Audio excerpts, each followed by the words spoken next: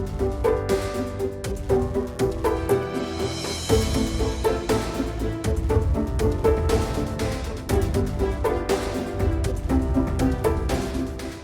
தங்கம் விலை வந்து ஒரு 4 நாள் இடைவெளியில 12,000 வாக்குல குறைஞ்சிருக்கு. இந்த திடீர் குறைவுக்கு, அதாவது 1,20,000 அந்த நம்பர்லாம் தொட்டுட்டு இந்த திடீர் விலை குறைவுக்கு என்ன சார் காரணம்? இன்னும் குறையும் எதிர்பார்க்கலாமா?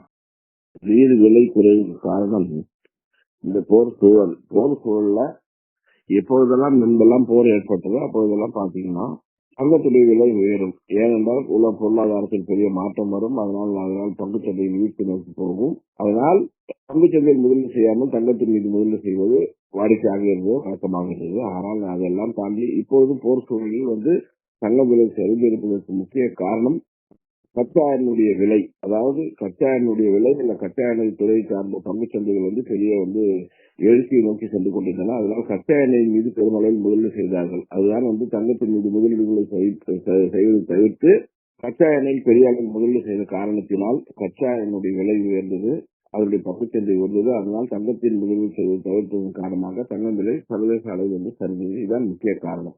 ஓகேங்க சார்.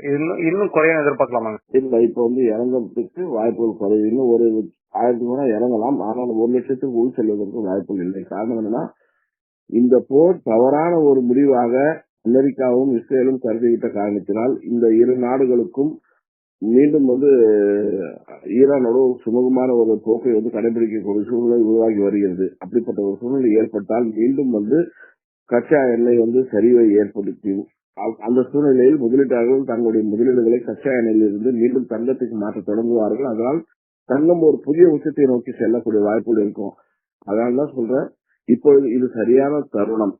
நுகர்வோர் அல்லது முதலீட்டாளர்களுக்கு சரியான தருணம் இந்த விலை என்பது. இந்த விலை இந்த குறைவான விலை நீண்ட நாட்களுக்கு நீடிக்கிறது. மிக விரைவாக மீண்டும் உயர தொடங்கக்கூடிய வாய்ப்புகள் இருக்கும்.